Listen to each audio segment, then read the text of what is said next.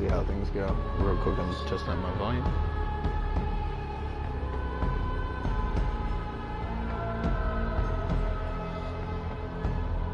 Okay. I guess let's do this then. I'm starting particularly early today. I always try to start a few minutes early, but this time I went like really early. I don't know what this game is. I downloaded this. I can't remember if it was either free or it was cheap. I actually originally downloaded it to play over Halloween, and then didn't after the sort of fiasco that happened with Carving Pumpkin. So that ended up taking 2 weeks, where it was supposed to just take 1 week, and then I thought about doing this on the 3rd. I don't honestly remember what I did on the 3rd. What did I do? Play Hollow Knight? I think that's what I did, because it was weird, because it just didn't feel close enough to Halloween to like do a Halloween theme stream, and I just got Hollow Knight and had never played it, and so I wanted to do it. But this also kind of falls into more of like, I think, the type of thing I want to do with video game stuff, which is like play sort of more obscure games that maybe aren't as well known. And Vampire the Masquerade is a series that's been around forever, right? It's was it Rigid World of Dark? I don't know. It's an old tabletop RPG. And if I have my history wrong, then like I hope somebody like corrects me. But that was my understanding, is that it was an old tabletop RPG. It's had like a bunch of different sort of iterations.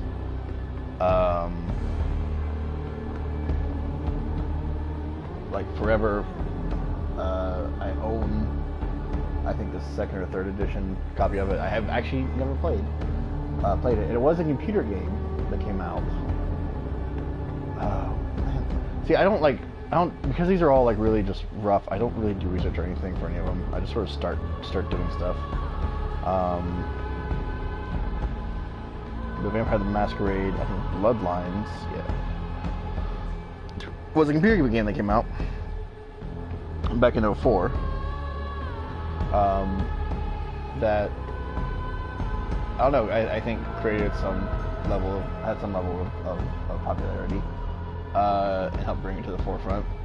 I have a board game coming that's based on it. There's a lot of things I've been really excited for it. So I don't know what this game is. I don't know what the gameplay is really like. I looked a little bit over it when I was debating purchasing it, and then decided it would be more fun to just purchase it and play it for a live stream.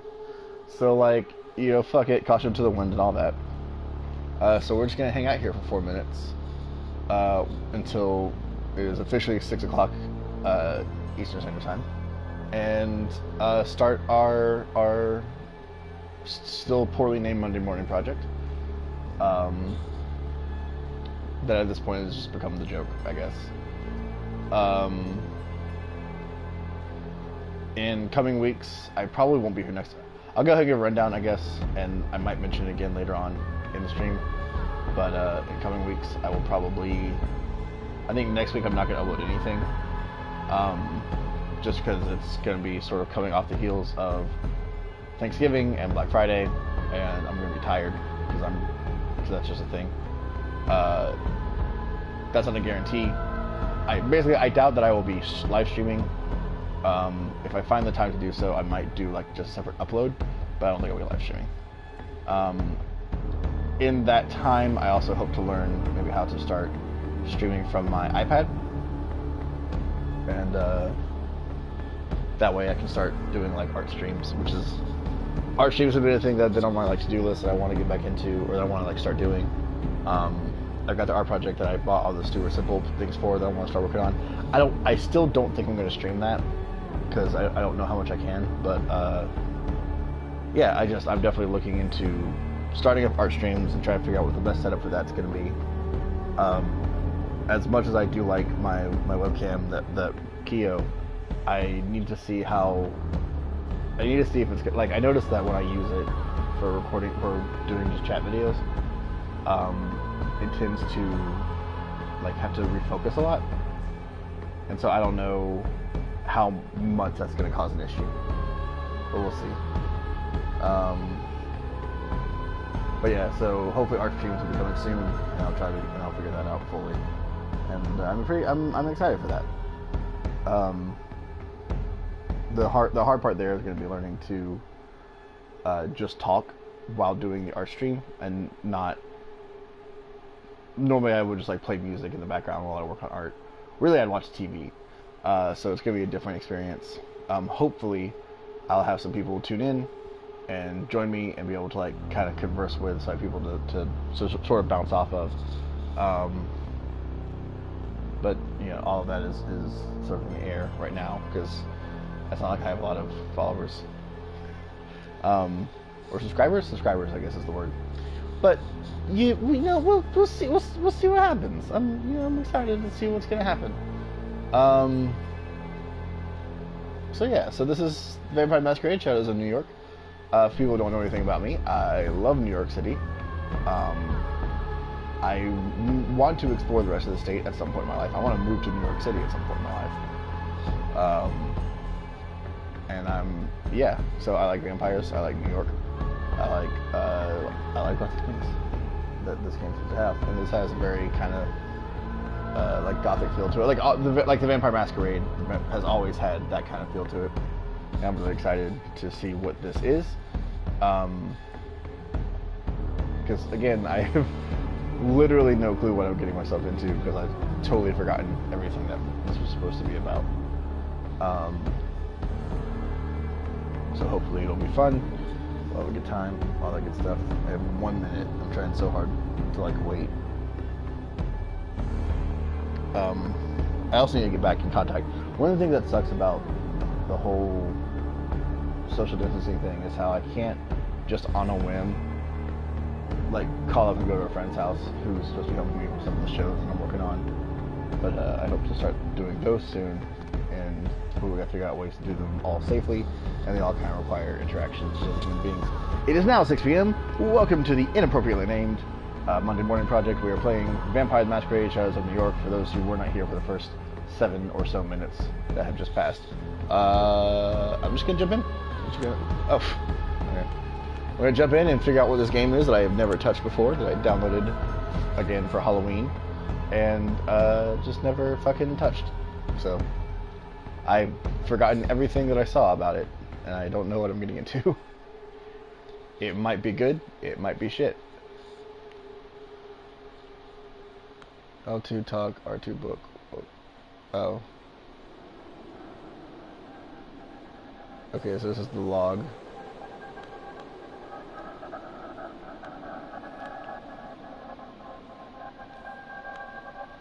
Okay, I guess we have a glossary of terms.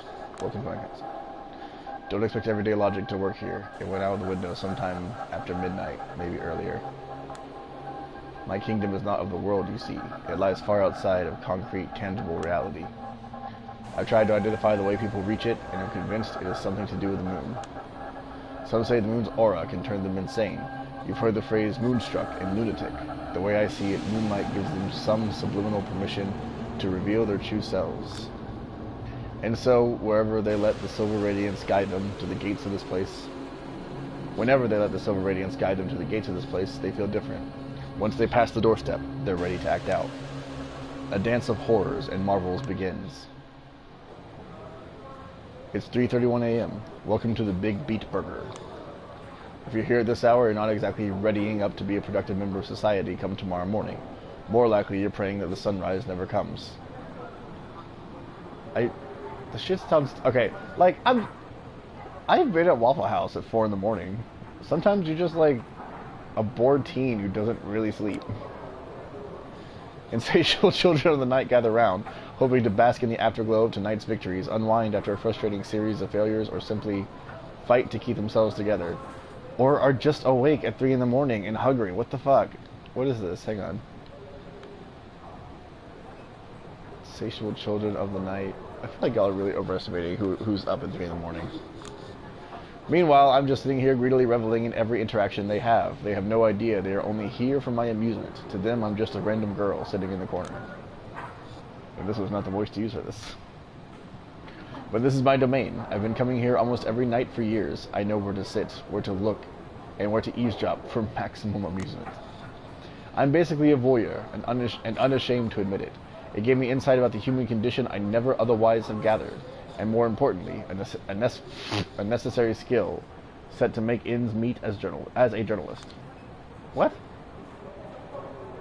As I write on my crappy old laptop, patiently waiting for the legion of negative voices in my head to get too tired to offer useless feedback, I keep my senses peeled to pick up stories around me.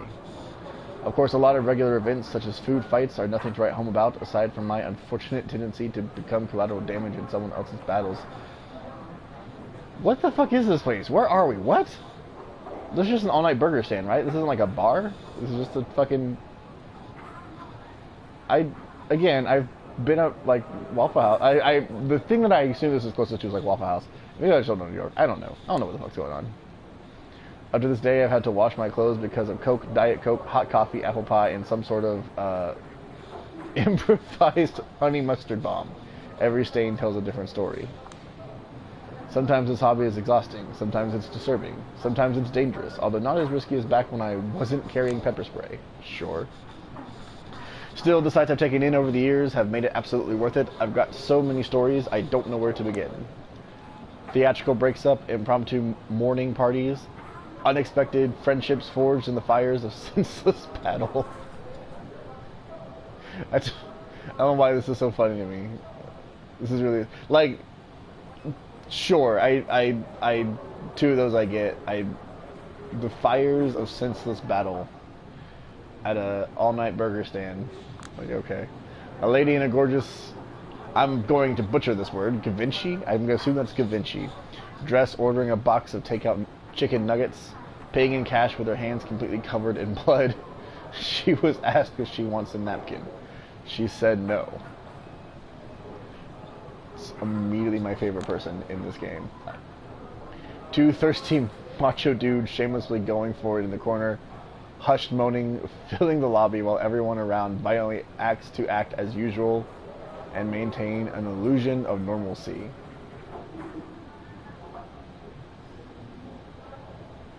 What? I don't know how I'm supposed to read that.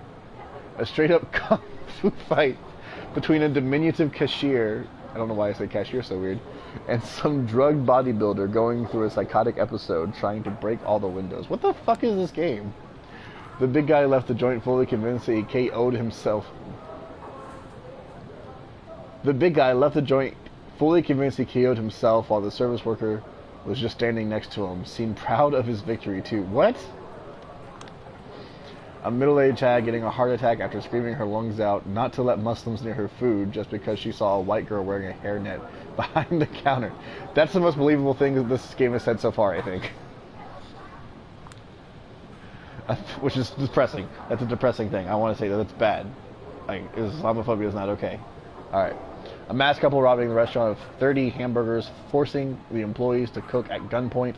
Police later said they were art students reenacting some hipster book they read. If someone can give me a copy of that book, and I feel like it's one I should probably know, but if someone has a copy of that book, let me know. This is life. This is humanity at its worst and best. This is the noise that serves as a foundation for my creativity. This is the soma that keeps me going. This is sigh. As pathetic as it may sound, these days this is the only place where I feel alive. Sometimes I think of myself as a leech, feeding on those people's stories, emotions, and personalities, just because I'm not satisfied with mine. This game is I'm starting to think I may have just, like, entered into a light novel based on the control scheme, but that's fine. We're here. At times I think of myself, my psyche as some kind of shitty postmodern construct that is fundamentally incapable of honesty, but only yearns for something felt and truthful. Does this even make sense? I look at the screen of my laptop, 3:47 a.m. At this point, I don't know that word. Hey, dictionary, okay, so you're not really a dictionary so much as you are a glossary, is what I'm guessing. I don't know the word somnambulic. Somnambulic? Okay, hang on. This is what we do. This is what we do when we don't know words, because I don't know somnambulic. Motherfuck!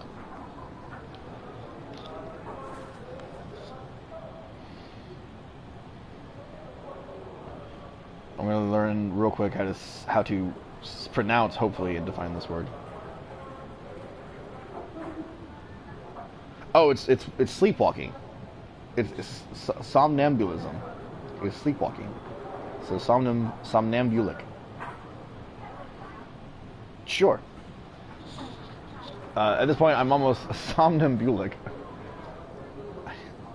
A word that I don't even know that. Okay, that's weird. But nothing interesting has happened yet. Feels like all the customers are watching each other tonight, hoping for the others to provide a fun diversion. This is my turf, you parasitic. You parasitic. I promise I know English. This is my turf, you parasitic douchebags. Next time, go find your own. Think it's time to call it a night. This coffee I always order so that they don't kick me out is undrinkable. Ugh. I reread the rough draft I've been working on for the last 6 hours. I don't really like to say that word, so I'm just going to say, hot damn, this is pure trash. I hold the backspace button until Google Documents page is nothing but a calm white slate let out a sound of deep relief. There's no pleasure more intoxicating for a frustrated writer than ragging on someone even worse than them, and what target is easier than the dumb bitch she used to be 10 minutes ago?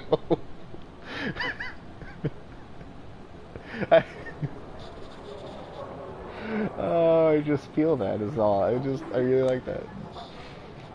I checked the time again. I need to go. I really like that line. That was funny as hell to me.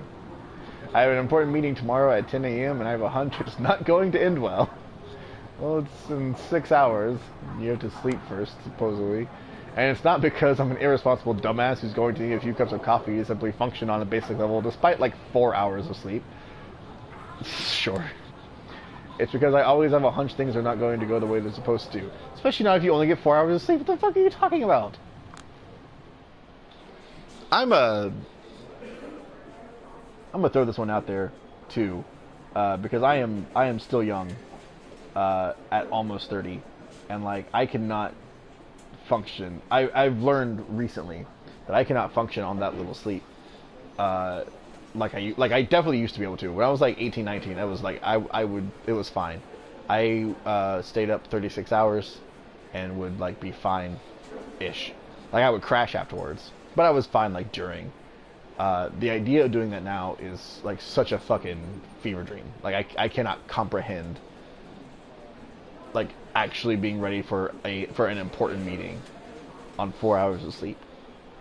So now my career does not, like the job that I have does not lead me to have important meetings, but like just the idea of it is like I'm too fucking tired for that. I don't know how old this I don't know how old Julia is. I don't think we've do we know that? Can I? Okay, if I hit, is Julia Straight's a thing, or is this just what we call this part of the story? I guess it's what we call part of the story. Okay, that's fine. I'm moving on. Click clack, click click clack. The loud clatter of keyboards assaults me from all sides, making this splitting headache unbearable. It used to be I dreamed of nothing else but being a part of the New York Lodestar editorial team. It was the first magazine I started reading regularly, the first magazine I ever bought for myself. My first magazine was a WWE magazine, and that's the type of person I am, and I'm sorry. Now simply hearing the word Lodestar is enough to ruin my mood, never mind seeing all these old farts phoning in more reactionary opinion columns and Wikipedia-level analyses of current events. Quick, I'm really done with this onomatopoeia. They used to destroy and rebuild my entire worldview every month. They shaped my thinking about politics, art, journalism. They even pointed me towards my favorite cigarette brand, for God's sake. Then some talented people started leaving for greener pastures. Some got too wrapped up in their own neuroses. Some became complacent. All of them committed the sin of allowing themselves to grow older. Fresh blood was deemed unnecessary, even though young freelancers kept being bled dry. These days, whenever someone from outside Lodestar talks about Lodestar, it's because... See, now... Okay, I was just thinking that, like, they weren't capitalizing the L in Lodestar, and now they are. And, hey, be consistent. I'm just saying. These days, whenever someone from outside Lodestar talks about Lodestar, it's because of a few idealistic contributors willing to accept meager pay while putting in serious work. Dumbasses. Other than that, the magazine specializes in publishing pale echoes of provocative ideas I heard somewhere else a few years prior, wrapped in an aesthetic that hasn't been cutting edge for a decade. No wonder the readership is in freefall, but even though the ship is sinking, the old guard won't let it go down without a fight. As in, if anyone from the outside attempts to board the vessel in hopes of fixing its course or its holes, they will be swiftly taken care of. I should know. Been there. Done that. As it stands, the only full-time staff member who doesn't make me regularly attempt to cringe my face off with his writing. Cough. Cough. Is Lodestar's editor-in-chief, Brian... I should know how to say that. Brian. I'm not going to attempt because I don't want to, like, fuck it up. Because I probably will. So, we're going to go Brian. The man sitting in front of me right now. Of course, he only has time for editorials these days. A drop in the sea of needs. Managerial duties hit him hard. It's the second time he lets out a theatrical cough like this. He said his piece, now it's up for me to react, and I'm coming up blank. Well, what do you want me to say, Brian? I'm pissed off. I can tell you've already made up your mind, but you still want to go through the motions just to make me feel listened to. Whatever. Let's do this. Oh, shit. Alright, here we go. Brian, the guy is guilty of major fraud. The man is a sexual harasser, Brian. You're protecting a complete POS here. The man is a sexual harasser, Brian. That feels pressing. I feel stupid that I even have to say this out loud, but you're essentially covering up for a sexual harasser, Brian. No, I'm not. No, just face it. Let's say the Harvey Weinstein story appeared in your desk instead of reaching the New York Times. Don't you compare me to the Times. You know that's a low blow. You're asking for it, and you're not exactly in a position to talk about low blows here. You know that's not the core of the issue. You're avoiding the core of the issue. I don't know why this dialogue. Maybe it's just the way that. Maybe it's just my voice, because I decided to give her just like my voice instead of like giving her a voice. And I'm sorry for that. I'm not going to change it, but I'm sorry for it. No, I believe I pinpointed it in a precise way. If it were up to me, I'd greenlight the article here and now, and we wouldn't be having this conversation. But you're killing the article just because some rich shithead told you he doesn't like it. Get real. This is not about some millionaire jerk calling me to make me an offer I can't refuse. Okay. What is this about then? Because it looks awfully like it's about my bosses telling me that this outlet can't afford the legal action we've already been threatened with. So millionaire interference. She's not wrong. It's just... Oh, for crying out loud, Julia, don't make me treat you like a child. You know how this works. I publish your story, it's Steele versus Gawker all over again. A lawsuit here, a lawsuit there, until we're bled dry. I have a mortgage. I have 3 mouths waiting to be fed at home. I have an amazing team that doesn't deserve to be torn apart over some... Don't you think it's telling? You mentioned your mortgage first.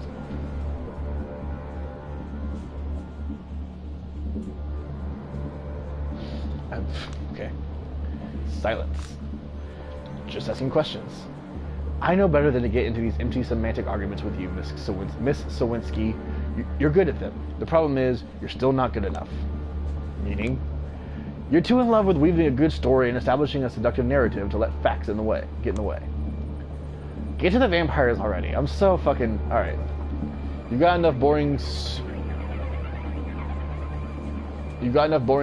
with no principle on board these days. They always give you facts because that's all they can do. I'm using facts as a way to approach some kind of truth. Except facts can blindside you, and Double Spiral has enough facts to water down your story to the point where it makes no sense to publish it. Their HR and PR are working overtime and they deliver a convincing counter-narrative, and they're doing a great job. Won't mitigate the damage completely, but will put every little thing into question. Jesse Montgomery is a racist fraud, a sexual predator, and a downright satanic fuckhead. Julia, let me say it again. Jesse Montgomery is a racist, a fraud, a sexual predator, and a downright satanic fuckhead. Do you personally believe it or not? This is not... You listened to the tapes, you've read the transcripts, you've seen the documents, you've got the files. I'm asking for your personal opinion. Do you believe it or not? Fucking onomatopoeia. Of course I do, but that's beside the point. It's not. Look, how about I just say it out loud and save us both some time? We're not having this conversation because there's an actual conversation to be had. You set up this meeting knowing very damn well there's only one way it's going to end. You've got a mortgage and 3 mouths to feed. You prioritize the well-being of your direct surroundings over some nebulous concept of greater good. I get it. I really do. Yet for some reason, it seems like you're only prolonging this conversation and rationalizing your decision so that I forgive you? Officially exonerate you? I'm not the bad guy here, Julia. So, what are you? What are you then? In your own words. A man who does what is necessary to protect his own. So I don't count as your own anymore. He muttered something under his breath, ending with a self-pitying chuckle. I don't know if you'd even want to work under a scumbag like me from now on. I don't know if you'd even want to work under a scumbag like me from now on. Oh, come on, don't turn this into a pity party.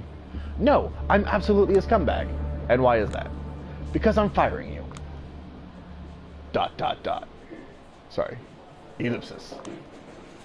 My thoughts are scrambled. For a brief moment, the state of my bank account displays before my eyes with startling clarity. A howling void opens in my chest and starts traveling towards my stomach. No, don't panic yet, you idiot. Get more information. Now, there must be a catch. And what about my work? Let me get this straight. Ever since we met, I've been working on stories and pieces no one else in your office would touch with a 10-foot pole. Constantly interviewing total nobodies, always busy traveling to the middle of nowhere or regretting my last trip, repeatedly ordering to clean up someone else's mess. Julia, all your long-winded spiels about how the disposal work is most important work, and suddenly you only remember the disposal part. My feelings about the quality of your work remain the same as ever. It was vital. It kept the magazine going. I will always appreciate it. Then why would you threaten to fire me? I would never threaten you. It's a done deal. They've made their decision perfectly clear. They? What they? Who is this they? He glances left and right and then points up for a brief moment. When he speaks again, it's in a hushed voice. You know, the big kahunas. Can't really question them. And they wanted your head on a silver plate. He's not looking me in the eye. You're not joking. I would never joke about stuff like this. It's real. Fucking hell, it's real. Damn it. Screen damn it. Damn it, damn it, damn it, damn it, damn it, damn it, damn it, damn it, damn it, damn it, all to hell. All these years, all this grind, all my plans, and for what fucking asshole you know I deserve. All these years, all this grind, all my plans, and for what fucking asshole you know I deserve better. I always deserve better, and it always ends with me going down the drain back to the sewers. Fuck. I think that was meant to be like all rushed together, but they did it by like not adding punctuation and just made it very hard to read. Anyway, no. Take a few deep breaths. Don't lose the plot now. Keep yourself together, you idiot. The moment you show weakness, they go for your throat. Get back in control. You can't do this. I wish I didn't have to, but it's a lost cause. No, I mean it's impossible. Julia, you can't fire someone who's never been hired in the first place. It takes him a few seconds to put his "oh, I get it" face, let out a troubled gasp, and start massaging his temples. Lodestar has been my biggest source of income for the past few years. That much is true. But technically nobody has ever hired me here. It was all freelance jobs. A full-time position only served as a kind of dangling carrot. A promise of a decent pay grade, career perspectives, maybe even some kind of insurance to save my failing health. And the recognition I would get for being part of the Lodestar team. A position that everyone around me seems to respect. Aside from me. Then why did I want it so much? Ellipsis. There will be time to mourn what could have been. For now, I should act like I don't care. You know what I mean. If I let you work, even under a fake name, it would be a guillotine for me. Like, literally? You should probably reconsider your job, man. This is ridiculous. You know I'm going to start shopping the story around the second I leave this room, don't you? Of course I know. I told him. Any response? Let us worry about that. Well, that doesn't sound ominous at all. Ellipsis. Onomatopoeia. I do wonder if I could get accustomed to one of those loud mechanical keyboards some people here love to use. Whenever I did my work here, I was still expected to bring my own crappy laptop and sit closer to the lobby. Always on the outside, no matter how hard I tried to break in. A vibration in my back pocket. Feels like a bad omen. Decide to ignore it for now. She's thinking of that. I need to check my phone real quick.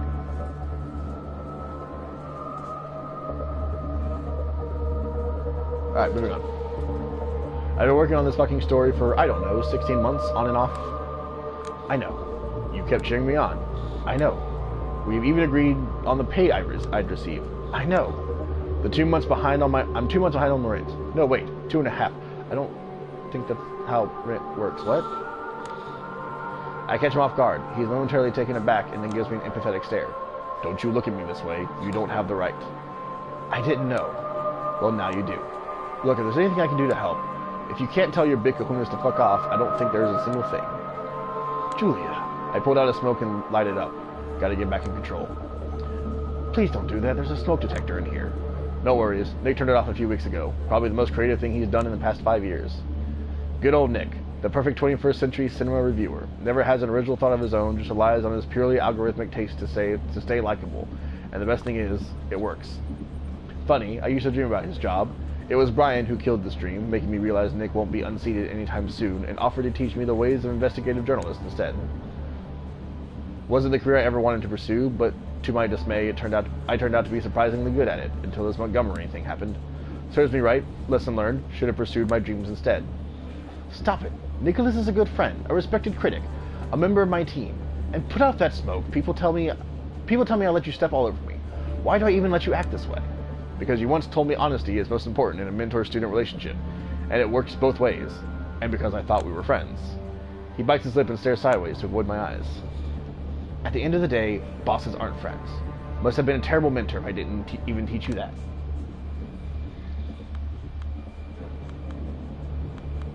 Ellipsis. The best thing I can do for now is just stay silent. I don't feel too stable right now, like I could explode any second.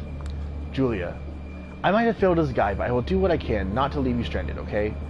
There are options. None of them are a remedy for all your troubles, but... wait a second. Another vibration in my pocket, another foreboding feeling. This time I reluctantly take the smartphone out of my pocket. If it has to rain, why not let it pour? A new email. It's a lengthy one. And the sender? Speak of the devil. Ellipsis. No, no, no. This can't be. Ellipsis. Christ. I just got an email from Mila Lopez. I don't know if it's Mila or Mila. I'm guessing Mila. She claims she's just been laid off from Double Spiral, same as Mike Antonoff and Jared Rivera. What?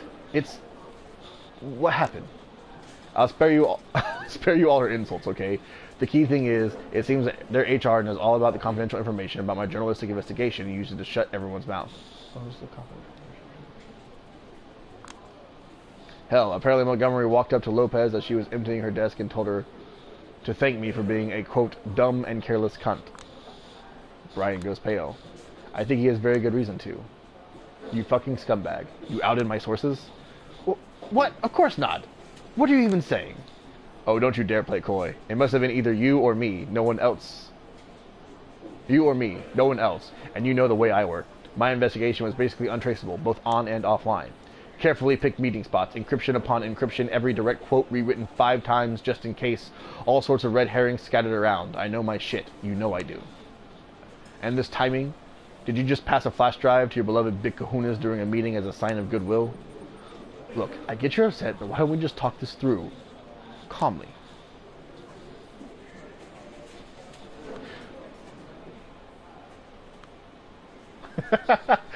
I love all of these. I don't know which one I want to do. You're right. We should. Fuck off. Fury takes the wheel, and I'm just here along for the ride. I can't do anything about it. In a deranged way, realizing you're just a passenger in your own body feels liberating. Let's just see it all unfold. Calmly? Fuck you, Brian. Julia! I've been paranoid for months and months, acting like everyone I didn't know was an assassin or a corporate spy. I know I haven't messed up, not in a way that would implicate all of them. You fuckdamn... You thought you could get away with this. I haven't done anything improper. Don't push the blame on me. So what? You're claiming it's my fault? Because you're never the guilty one? It's always the bosses, the economy, the obligations you have, and now me. You're being silly. Quit with this martyr bullshit. Calm down or I'll have to... You immortal shithead. You mother... Immoral. I was like, wait, what?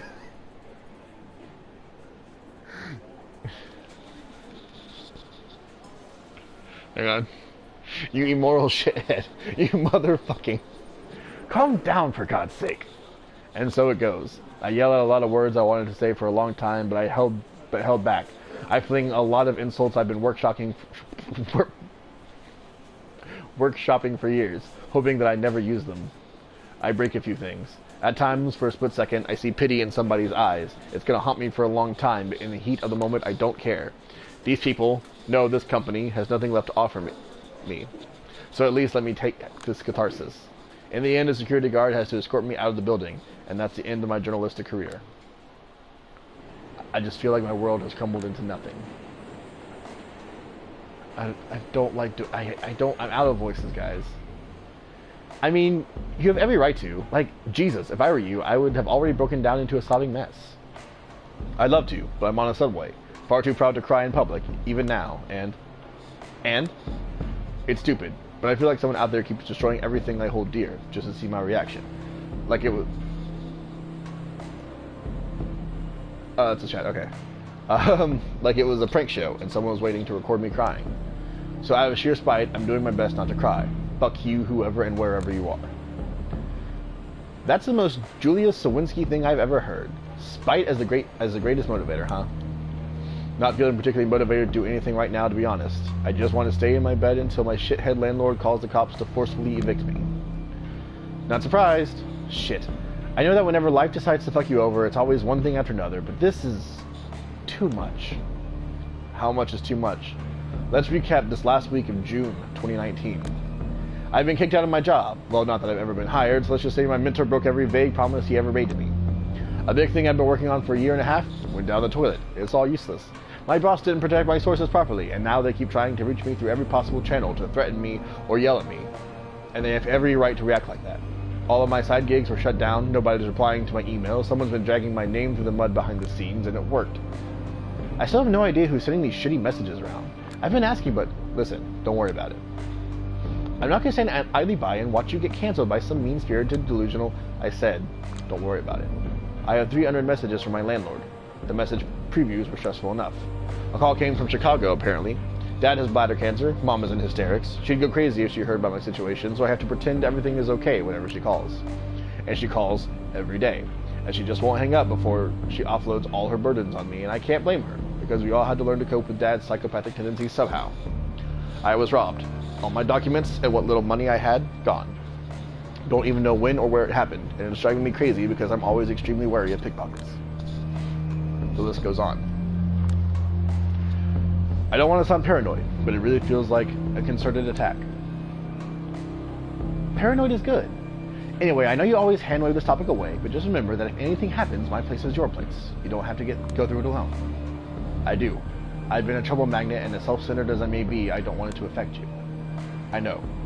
Listen, I have another call. Alright, just call me if anything happens, no matter how dumb it seems, okay? And swing by whenever you can. I will. Thank you.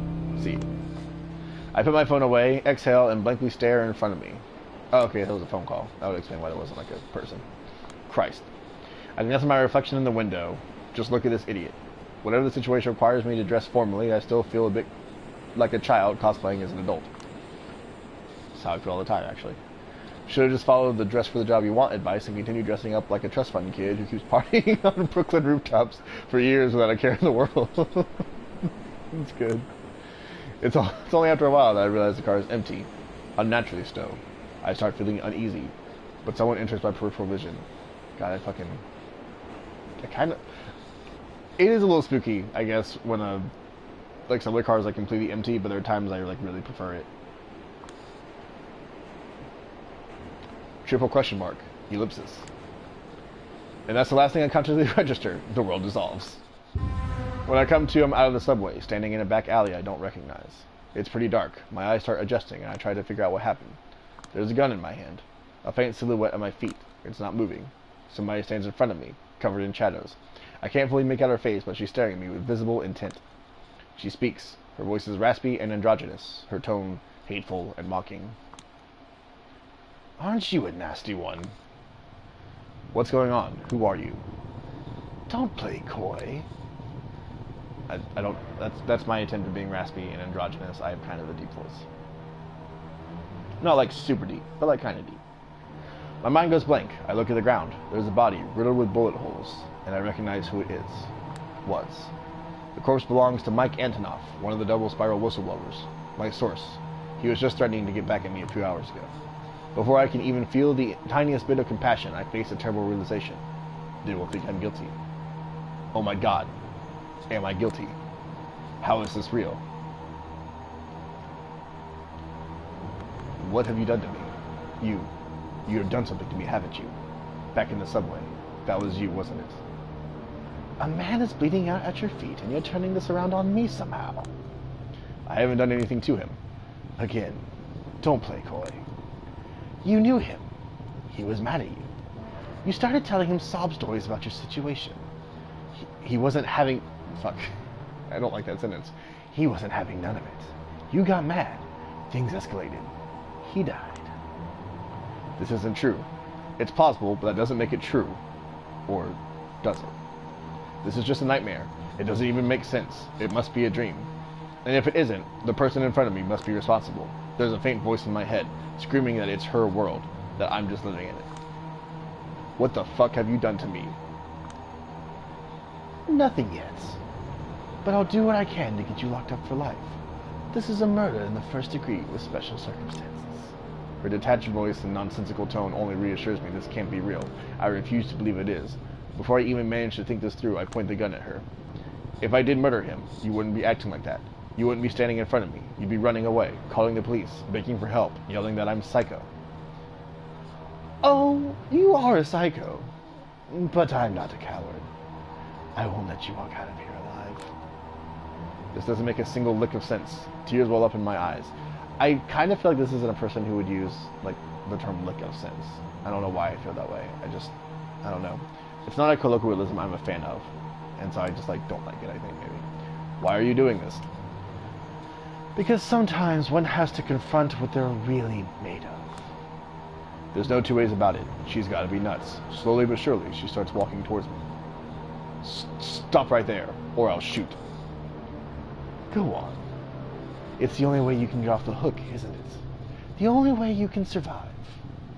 But you will definitely prove you are the monster I claim you are. What the fuck is this tone? So controlling, inauthentic, patronizing. I'm serious. For your own sake, you'd better be. She keeps getting closer.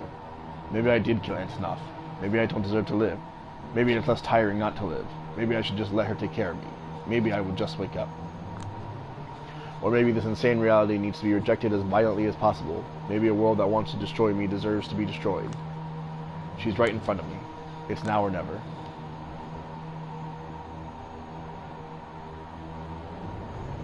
I kind of want to see where this goes. It's alright. I won't shoot. Just help me. Please help me. I will. She yanks the gun out of my hand with ease. Her strength is horrifying, actually, and turns it against me. Then she pulls the trigger. Bitch!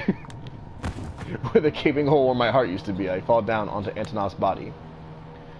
If it's any consolation to you, if that's the way you are, there's no chance you're ever going to amount to anything. I just hasten the inevitable. You're a lowlife, not even worth drinking. I'm just angry at myself for wasting so much time and resources to give you a second chance. Sierra wanted me back in Chicago as soon as possible. She'll have to wait a bit longer. Oh well. I have no idea what she's talking about, but I'm in no condition to care anymore. I want the game, like... This is, are we done? The comfort of death will come for kind and kindred alike.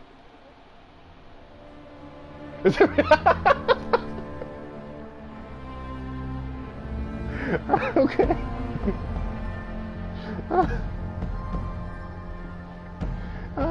Sure. Why the fuck not? Oh, Jesus. I can appreciate that. You know, I appreciate a short game sometimes.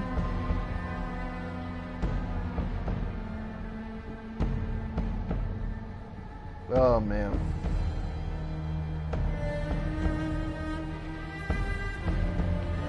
Well, do I want to keep going? I don't think I do. I think maybe I'm good. I think this is gonna be.